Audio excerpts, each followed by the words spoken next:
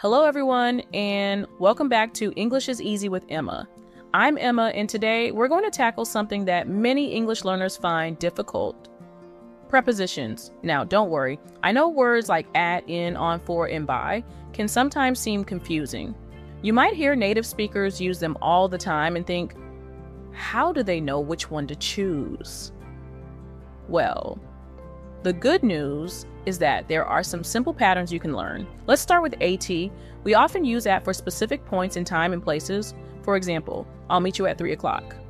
She's waiting at the bus stop. Notice how we're talking about a specific time and a specific location. Easy so far, right? Now, let's move on to IN. We usually use in for larger periods of time or when something is inside an area. For example, I was born in 1998. She lives in Canada. The keys are in my bag.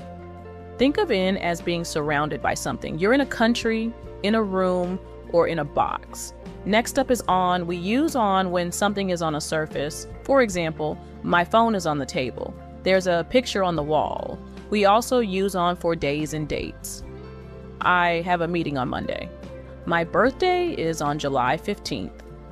A useful trick is to remember on a surface, on a day. Now let's talk about for. This preposition is extremely useful because it often tells us the purpose of something or the length of time. For example, this gift is for you. I studied English for 2 hours.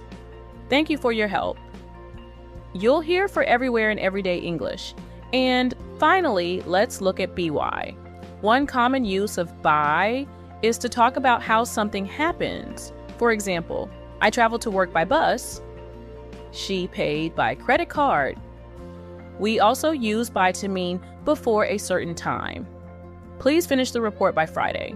That means Friday is the deadline. Now, here's the interesting part.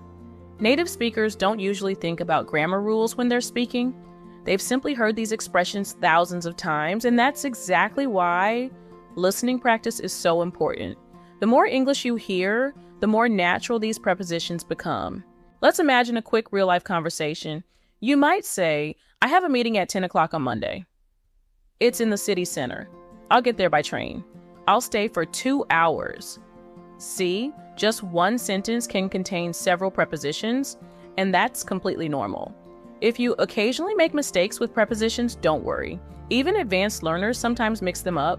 The goal isn't perfection. The goal is communication. The more you read, listen, and speak English, the easier these small words become. So let's do a quick review. At specific times and places at 5 o'clock. At the station, in inside something or larger periods in the room. In July. On surfaces, days and dates. On the table. On Tuesday. For purpose or duration for 2 hours. This is for you. By method or deadline. By car. By tomorrow. And there you have it. 5 incredibly useful prepositions that you'll hear every day in English conversations. Thank you so much for listening to English is Easy with Emma. If you enjoyed today's episode, don't forget to subscribe and share it with another English learner. Until next time, keep listening, keep practicing, and remember, English is easy with Emma. Bye, everyone.